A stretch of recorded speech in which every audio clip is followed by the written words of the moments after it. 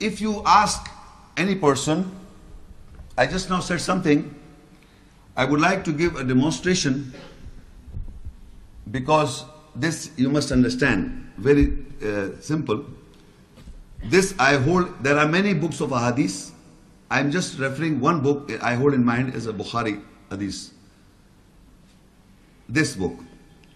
So they will say, I hold this is Quran. They will say the Quran is on the top. This is the authentic criteria. The hadith is below the Quran. I'm just look at the demonstration. This is very important. It's very simple, but you must understand what I'm. So Quran is the judge. It is judging the hadith.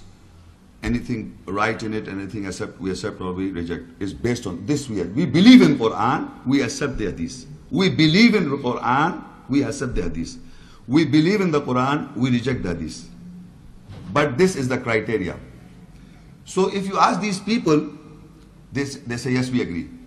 But then I brought the Bible. Where should I put the Bible now?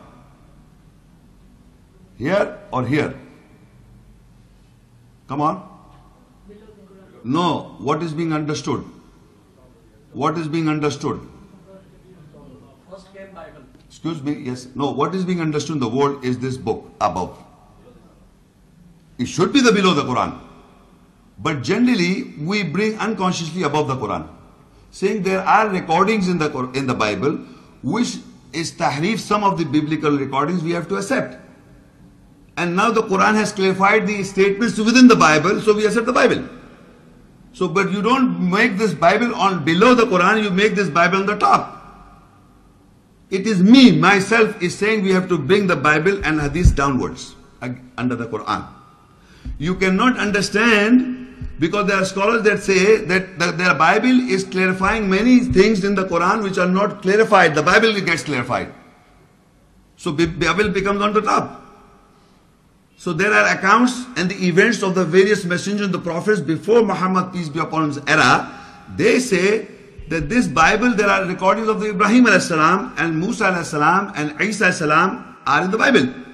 It is in the Bible. So we can clarify the Quranic ayahs by the Bible. And scholars have done it. So you must understand, when I say Quran on the top, means Bible is below. And from the Quran we have to judge the Bible. We know the criteria of the Quran, we judge the Bible. So now Bible and Hadith goes below. But you must, this simple understanding, the moment I say the Quran is the criteria to judge the Bible and Hadith and other books. So they say, yes, we agree. But then I say, then we must know first the Quran. We must know first the Quran to understand the Bible statement and the Hadith statement. Now immediately the same person will say, no, you can understand the Quran. You cannot understand the Quran. The explanation of the Quran is in the Hadith and the Bible. So now you are speaking in two tongues. The moment I said the Quran is the criteria to judge the Hadith, the Quran is the criteria to judge the Bible, you must know any topic, any essence from the Quran first, then you can judge the Hadith, then you can judge the Bible in that. But the moment you say, yes, we agree to that, and we start off when we start reading the Quran, so we can understand the rule or the some aspect from the Quran, so that we can judge the Hadith, we can judge the Bible. They say you cannot understand the Quran. You cannot, because you have to know first the tradition, the Hadith first, and then you can understand the Quran.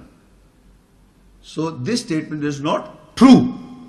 The true statement is, among these two statements, you cannot understand the explanation of the Quran, of the various prophets is from the Bible, according to some people. And the explanation of the era of the Muhammad Sallallahu Alaihi Wasallam era is in the Hadith. So I am telling you, the Quran explains the era of Musa Salam, the Quran explains the era of Ibrahim Salam, the Quran explains the era of Nuh Salam. And if there are similar stories or narrations in the Bible, it will confirm and it will reject that this is wrong about Nuh al-Islam. This is not sahih, good, correct, authentic about Ibrahim al-Islam, Musa al-Islam, Isa al-Islam, Nuh al-Islam. This is the criteria to be established in all times. Not the other way around, that you can never ever understand this book until you understand the Bible or you understand the ahadith that will clarify the ayats. It is not like such.